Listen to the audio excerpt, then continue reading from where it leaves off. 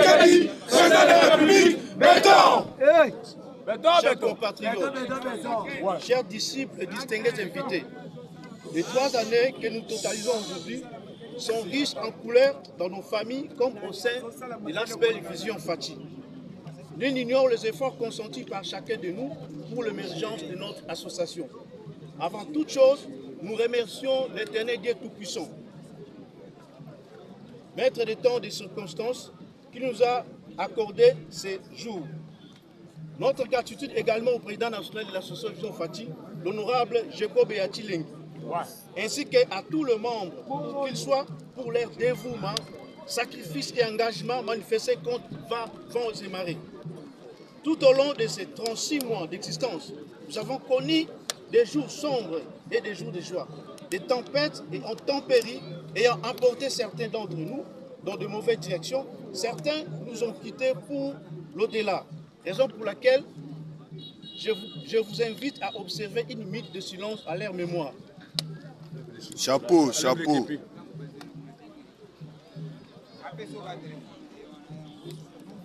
Merci.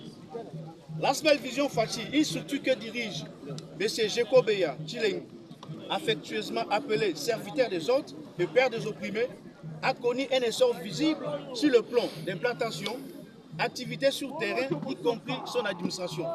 En termes d'implantation, signalons qu'à ce jour, l'aspect Vision Faty se trouve sur toute l'étendue du territoire national, en dehors des frontières, notamment en Afrique du Sud, dans quelques pays de l'espace Schengen, aux États-Unis d'Amérique, au Canada, etc.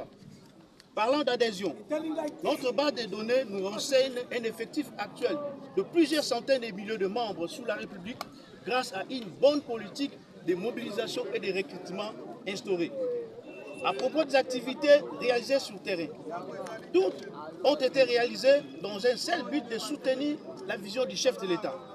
Nous pouvons citer entre autres parmi ces activités les multiples marches de soutien aux institutions de la République, celle durant laquelle nous avons dit non au tribalisme tenu à Kinshasa avec comme point de chute le palais de la nation. Un mémo a été lu et remis au directeur du cabinet du chef de l'État. Cette dernière avait contribué fortement à la tenue du forum intercommunautaire des réconciliations. À propos des activités sur terrain, toutes ont été réalisées dans un seul but de soutenir la vision du chef de l'État. Nous pouvons citer quelques-unes parmi lesquelles le multiple marche de soutien aux institutions de la République, celle durant laquelle nous avons dit non au tribalisme tenu à Kinshasa avec comme point de chute le palais de la nation où un mémo a été lu et remis au directeur du cabinet du chef de l'État. Cette dernière avait contribué fortement à la tenue du forum intercommunautaire de réconciliation organisé par le gouvernement central dans le Haut-Katanga. Nos différentes autres marches de soutien au commandant suprême et au FRDC ont été menées dans plusieurs provinces, même que le soutien à la campagne de proximité sur la mobilisation générale décrétée par les chefs de l'État contre toute forme de balkanisation planifiée par nos ennemis. Nous citons à haute voix M. Kakame et ses complices criminels agresseurs. Nous mettons en garde tout individu, quel que soit son rang social, prêtre, pasteur ou acteur politique qui inciterait le peuple à la désobéissance aux institutions démocratiquement élues. Nous réitérons notre soutien indéfectible et inébranlable au président de la République, son Excellence Faty Béton. En ce qui concerne le social, l'aspect Vision Faty a, à travers son président incontournable, Gekobea, apporté son soutien à plusieurs écoles de la capitale, dont l'école Dr Etienne Tshisekedi Wamulumba, située dans la commune de Kimbatseke, où il a été surnommé Mouchwa Baoba par les écoliers, et les complexes scolaires Denis Nyakero à Kisefu. Dans le souci de former le jeune à l'autonomie, plusieurs jeunes ont été formés à Bukavu, dans la province du Sud-Kivu, dans le domaine de l'auto-école. Et dans le Congo central, une centaine de filles mères ont été encadrées dans le domaine de la coupe et couture. Au Kasaï oriental, la Vision Faty a réalisé des projets d'adduction en eau potable par la construction de puits de forage. Sur le plan administratif, à l'aube de l'année 2023, une année dite électorale, la Vision Faty s'est dotée d'un siège confortable et digne, répondant aux attentes et ambitions de ses membres afin de mener avec sincérité les actions de soutien à la fusion du chef de l'État, siège inauguré le 8 janvier 2023. Nous ne pouvons pas finir cette allocution sans dire un mot sur l'exercice démocratique auquel nous nous sommes exercés, à la suite duquel notre haute autorité politique de référence, son Excellence Félix Tshisekedi, a été brillamment élu président de la République pour un second mandat. La vision Fachi Aspel, très préparée pour l'événement, avait aligné plusieurs candidats au niveau de la législature nationale, provinciale et à la municipalité, avec pour objectif d'octroyer une majorité homogène écrasante au président de la République, afin qu'il puisse implémenter sa vision, celle de transformer le Congo en un État fort, prospère et uni. Malgré tous ces efforts consentis, les électeurs se sont totalement indignés de constater l'injustice flagrante contre certains candidats très engagés sur le terrain. Parmi eux, nous citons le vaillant combattant Jekobeya et consorts. Suite à la volonté de nuire de certaines personnes mal intentionnées et en perte de crédibilité politique qui combattent à bas bruit la vision portée par les chefs de l'État pendant la lutte contre les antivaleurs sous toutes ses formes. La vision Fachi Asbel reste très engagée à apporter son soutien au président de la République et promet de se relancer pour bien se préparer aux élections à venir. Nous rappelons des 37 ans de lutte contre les antivaleurs pour l'instauration d'un État de droit et de la refondation du père de la démocratie, le docteur Étienne Tshisekedi Bamulumba, je cite, « Prenez-vous en charge. Nous, voici, aujourd'hui, réunis en lieu, vêtus en rouge pour réclamer le sang d'expiation de tous les combattants, de tous les combattants succombés lors du combat avec la vérité à la bouche pour dénoncer l'injustice et l'inégalité sociale que nous sommes en train de constater au sein du parti. Rassurez-vous, très cher maître Gourou Étienne Tshisekedi Bamulumba, que nos mots étaient, vos mots étaient une graine sur la bonne terre. À la jeunesse, nous sommes très appelés à scruter et briser les obstacles à la participation, à l'intégration des jeunes dans le milieu politique congolais afin d'y apporter un sang neuf et une nouvelle dynamique dans la gestion quotidienne de la chose publique, dans la prise de décisions concernant notre chère et grande patrie. À notre très cher président national Jekobeya, autrement appelé père des opprimés, vous êtes le symbole et le gardien de l'idéologie du peuple d'abord, prêné par Yatiti. Nous vous disons grand merci, surtout d'avoir placé en avant-plan les intérêts des autres avant vos propres besoins. Vous êtes porteur de la vision ultime de la conservation du pouvoir, le défenseur de la vision du chef de l'État. Que vive la vision Fachi Asbel, que vive l'Union pour la démocratie et le progrès social, que vive la République démocratique du Congo. Nous vous remercions.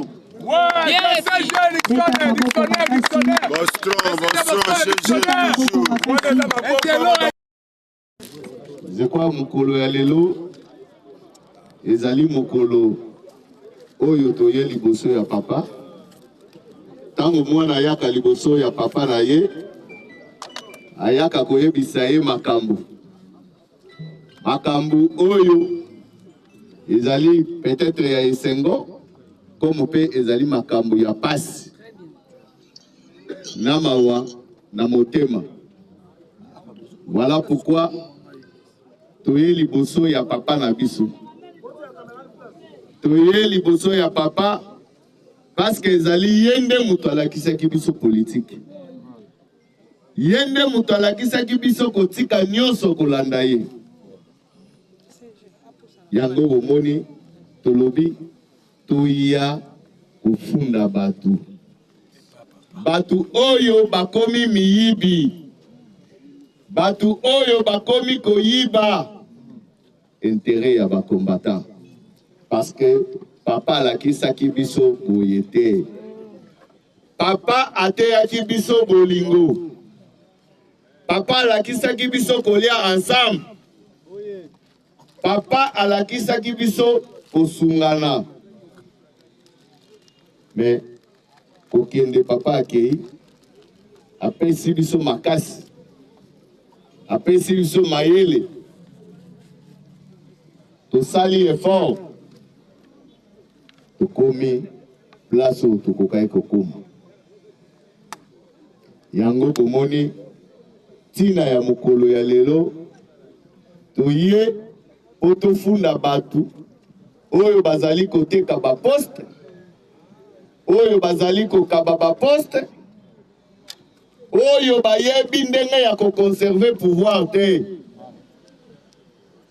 À la place ba conserver pouvoir bango bazo sala commerce. Mais bazo yeba te tokomi wapi toutaki wapi tozokende wapi. Yango ntina bomoni biso lelo soki bokomona tolati rouge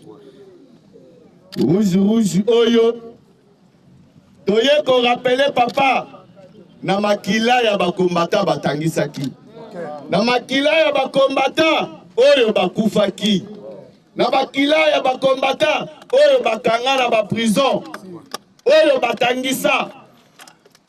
Voilà pourquoi toelati rouge pour papa amona biso abosa na biso te ayebake potoko ma place tokomi oyo ezali makila ya bakombata mutetangaki makila ya ba makangu na bango te oyo bazotia na ba poste makila ya bana na bango te bazotia na ba poste makila ya basi na bango te bazokabela ba poste ezali makila ya bakombata nde mutetangaki tozwa elonga oyo tozwi oyo ezali makila ya bakombata. Yango nalobi makila ya bakombata papa ezali makila ya kosakrifie te ezali makila ya koteka te ezali makila ya kobatela bokonzi ezali makila oyo il faut to conserver nango pouvoir. Lelo batu bazokamba parti bakomi kobaise batu soki lelo moni kombata komi kotonga IDPS kombata komi kolobake ngai na ndimi na ngana kende place mususu na tika IDPS seki mabe ezali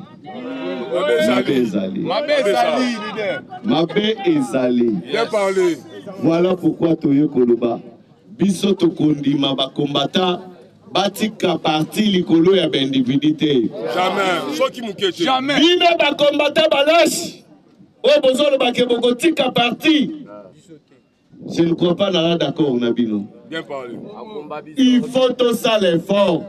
Po batu wana bazali identifier batu bazobo ma parti bayebani batu bazoka ba parti bayebani batu wana Etienne Tshisekedi yango toye pa na ye apesa biso lisusu makasi ndenge alobaki prenez-vous en charge. Merci. Testament papa. Testament papa. Testament papa. Bien parlé.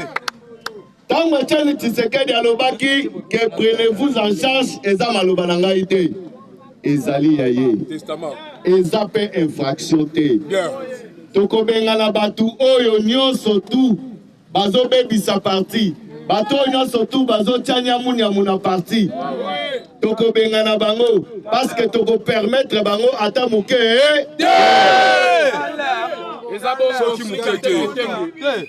testament moko te papa Etienne atikaki ke natikeli Kabuya Kazadi mwa ya vita te ezate testament ezate batikela ki bango te bango ba détruire parti ndenge ba détruire testament oyo papa Etienne atika eza prenez-vous en charge oyo alobaki soki bomoni muto azosala mabe bosala nini. Président Etienne Tshisekedi ayebisaki biso te tokende pas président Félix tokesenga ye mot d'ordre te alobaki yango alobaki te ke tokende kosenga mot d'ordre pa mutu alobaki ke soki bomoni mutu asali mabe bosala nini otelemela ye obengana ye bakombata botika kolelalela mutoko bongisa bino azate bino mokonde bokomi bongisa Bino mokonde mutu bokomi salisa.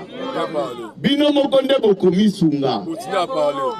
Parti eza ya biso. Toza besoin to mona mutolo mwa parti te. Parce que nga na zwa kite pour bakabila inga ite.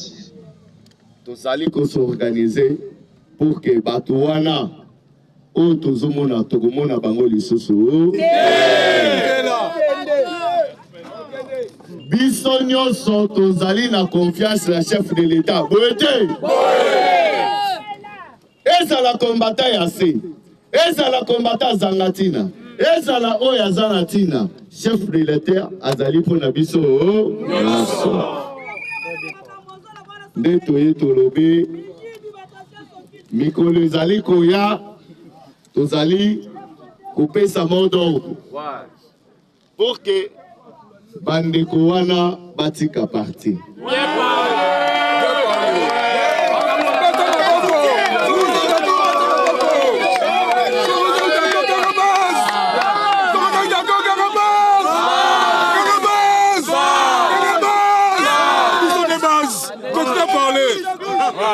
Tolobi boye mikolo ezali tokopesa mot d'ordre po bandeko wana batika parti.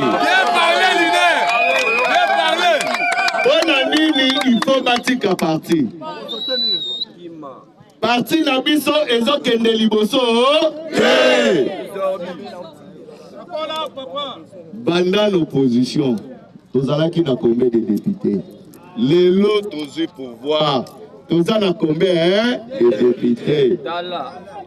Lelo touti na ba élection ao ya ba sénateur. Lelo IDPS est à cause à la fière ya kolobake nazana ba sénateur ebele 0 sur 0 malheur. Lelo IDPS est à cause à la fière par rapport ya ba gouverneur Et le côté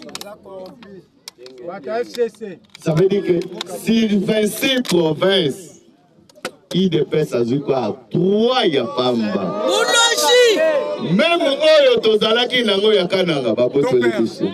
Même oyo tozalaki nango ya ba province bisusu ba botole biso. Est-ce que vraiment ba géraka bongo? Jamais, jamais. Tokoki jamais kotika leadership faible na mutu ya parti. Stratégie zate. Oui, sande mutazo lukamakayuma. Parti badirijaka yango na bato babengaka bavoyant. Bato baomona musika. Bato bazo anticiper l'événement.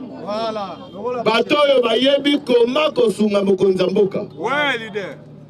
Mais lelo ndenge tokotaki no tozalaki no position politique moko ya este ezate. Ça veut dire que IDPS na Bukavu politique nini toza nango? Ezate. Na Goma politique nini toza nango? Na Kisangani politique nini toza nango? Na Maniema, ça veut dire que presque partout. Ba Congo oya ba Congo. Oyo ezalaki ya biso. Lelo ba pesi yango na individu. Individu wana aleki IDPS na nini? Lelo bozolongola machine lokola IDPS. Bozo potolo ya musuni pona kopesa na ene individu ba Congo ezala ya ye. E bongo ba kombata ya IDPS ba kosuka wapi? Voilà pourquoi toye pa ya papa. Toye koyebisa ye. Toye koyebisa ye ke ba bêtise esalemi tokondiba yango lisusu te. Jamais. Makila kaka o biso tolati na polo ya rouge oyo. O baninga nyonso tu balati. Yango nde o biso totangisaki. Babetaki biso. Bakangaki biso. Banyokolaki biso. Pour que totika komba ya IDPS. Pour que tolanda papa etiane na sima te. Mais tolobaki soki pona kokufa. Tokokufa. Soki pona kolimwa. Totikala kozonga sima te. Parce que tondimaki vision ya Etienne Tshisekedi. Tondimaki vision oyo ya le peuple d'abord. Mais oyo tozomona toyebite na parti tobenga yango nini. Tobenga yango nini. Répondre d'abord. Voilà pourquoi tolobi. Papa oyo ayebi kolukela bana na ye kwanga te. Papa oyo ayebi kolukela bana na ye mai te. Est-ce que wana bakobenga ye papa? Mario.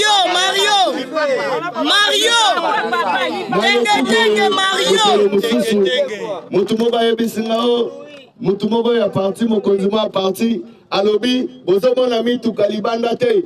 Mituka oyo eske kalata utozaki na opposition ibozaka na mituka oyo eske mituka yango nde progrès ya parti? Non. Ça veut dire que cerveau na ye eza muke. Raisonnement na ye eza musika. Parce que azo comprendre te place oyo parti ezali. Tolobi mituka d'abord te, tolobi le peuple. D'abord. Tango balobi le peuple d'abord, balobi la charité bien ordonnée commence par soi-même. Merci. Moi la Mayele. Chekobea. Charge. Na kati ya IDPS va servir Pébiso. Va sunga ba combattant. Bien parlé. Tout le monde a kaka ba bilongi ya sika. Ba utaka wapi? Allez imaginer. Ba makangu na bango. Na opposition bazalaka wapi? Des fois. Voilà pourquoi tolobaki. Biloko oyo toko continuer na kokobe yango lisuti. En tout cas, toye pa et papa Etienne pour comprendre que ata bakangi biso po yende mutaktikela ki biso testament ya le peuple d'abord na après vous biloko wana mibale ne armo oyo biso tokokundela nango ne armo tokotelemela bato oyo bazoyiba baintere ya bakombatant. Combattant azali zoba te. Combattant azali bourouette te. Il faut bokeba na bakombatant. Nalobi combattant aza lokola mwana ya kizengi oyo kendai kozwa mbongo epanganga. Okomi epanganga nganga pesa ngai mbongo nganga pesa condition na opeso mwana ya kizengi. Soki ozwi mbongo na mwana kizengi est-ce que babetaka kizengi wana babatelaka ye nde biso lokola boboyi kopesa biso boyebake biso toaba kizengi.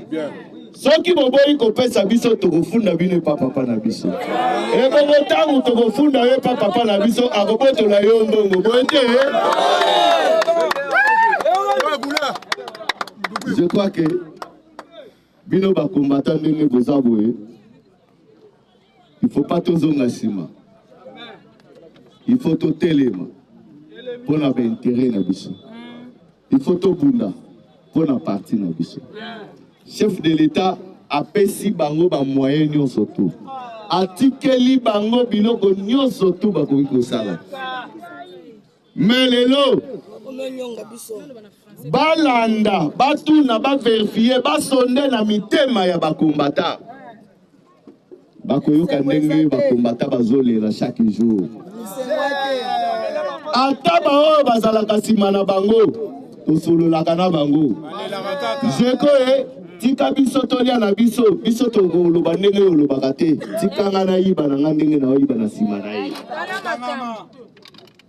Mais yozo ye bien. Et bon, va combattre nous tous pour combattre na bango. Et bon, va tout nous tous dans la king na bango. Voilà pourquoi on a le baki. Bala mabali ya biloko na bango.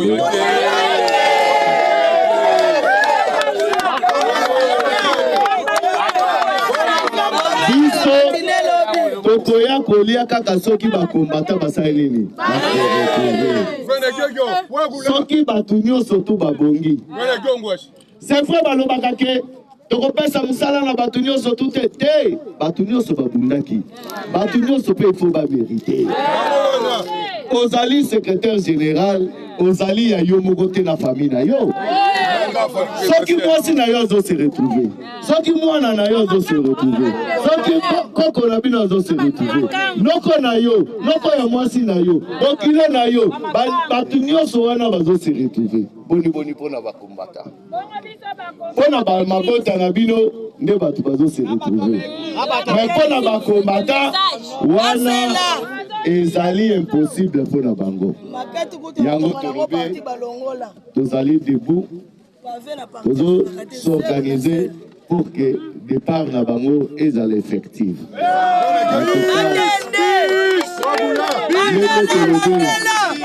Tolobi boye. Toye kofunda bango papa Etienne. Pona koyebisa bango. Qui Papa Etienne. Papa Etienne. Bato yo tikeli bazo gérer IDPS bazo kokate. Lokola bazo kokate. Biso tozo zo courage ya kobenga na bango. Bato wana il faut bakende. Lokola bazo koka combattre la combattre. Lokola bazo koka conserver pouvoir. Parce que parti politique ils ont deux objectifs. Premier objectif conquérir le pouvoir au Tozanango. Deuxième, ezali conserver le plus longtemps possible.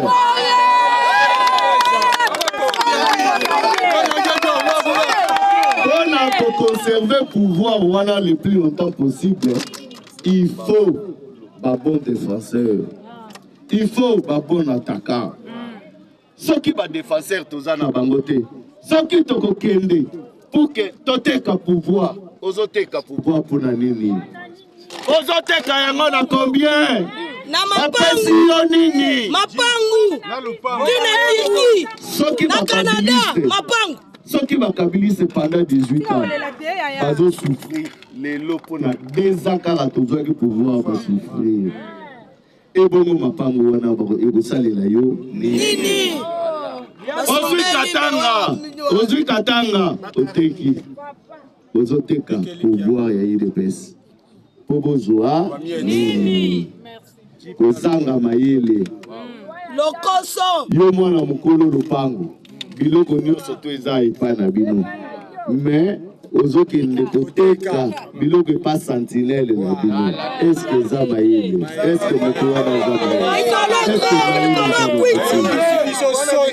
Likolo kwiti. Bato oyo bazokanisa ke IDPS azalaka na bakadre te aza na bato te ya kodefendre bokosi. Tozali IDPS Jacob charge o bako défendre ye tina suka. La période de la rue. Ezaka kandingi balobaka bapesi peut-être avantage na bango. Bakanisaki ke bazalaki ba bon combattant. Ok, bazalaki ba combattant te. Baye kosala ba faire na kati ya IDPS. Baye koteka IDPS. Bazoyo qui sa président de la République Soni. Bazoyo qui sa président de la République Soni. Bakoki jamais kosala fierté ya IDPS. Ba osala yango te. Ba valeur ya IDPS ezate kati na batuwana. Batuwana soki telemisi bango tali bango bien. Omona nulle part valeur ya IDPS kati na bango. Voilà pourquoi to lobby biso ba combattant ya IDPS tozwa destin na biso amen. Ba de père et de mère. Ndenge balobaka to telema. Ndenge il faut to bundela pour na intérêt na biso pour na intérêt ya parti. To keko boma mutute to yeko défendre intérêt ya parti na biso. Parce que parti wana na lobby bien président atikela ki bangote. Président pesi bangote. Parti eza ya biso nyonso to. Biso nyonso il faut to telema to bunda pour que Victor na biso sa nini. Voilà pourquoi to komi na suka. Tokokutana na bino le 15 novembre. Le 15 novembre, je crois que ezali départ pour pesa bino mot d'ordre oyo mokolo oyo bango bakobanda kokende. To bandi ko préparer départ na bango. Mais le 15 novembre, merci beaucoup.